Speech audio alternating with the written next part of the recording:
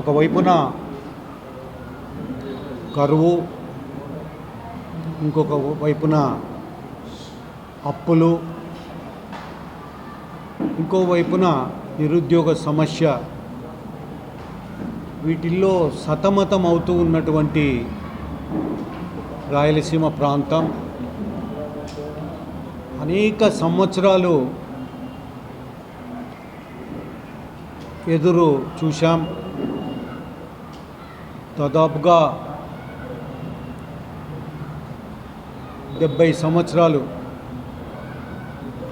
ఈ ప్రాంతం బాగుపడుతుంది, కరువు తీరుతుంది, అప్పులు తీరుతాయి. అదే రకంగా మరి పంట పొలాలకు నీళ్ళు అందుతాయి.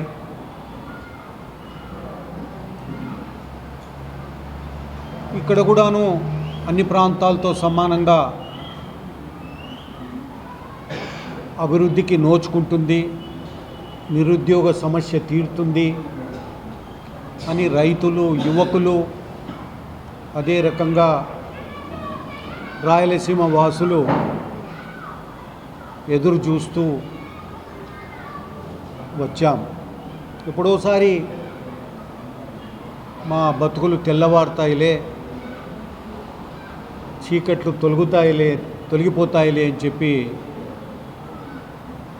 ఎంతో ఆశతో ఎదురు చూశాం. ఈరోజు రాయలసీమ పేరు చెప్పుకొని రాయలసీమ అన్నటువంటి ఇష్యూను, సబ్జెక్టును ముందుకు తీసుకొచ్చి చాలామంది రాజకీయ నాయకులు లబ్ధి పొందారు. అదే రకంగా రాయలసీమ అని వీళ్ళ నోట ఎప్పుడొస్తుందంటే, నేను మొదటి నుంచి చెప్తూ వస్తున్నా, ఎన్నో పాదయాత్రలు చేశాం, ధర్నాలు చేశాం, దీక్షలు చేశాం, చలో హైదరాబాద్, చలో ఢిల్లీ, అనేక రకాలుగా బస్సు యాత్రలు చేశాం, ట్రాక్టర్ యాత్రలు చేశాం రాయలసీమను బాగుపరచమని.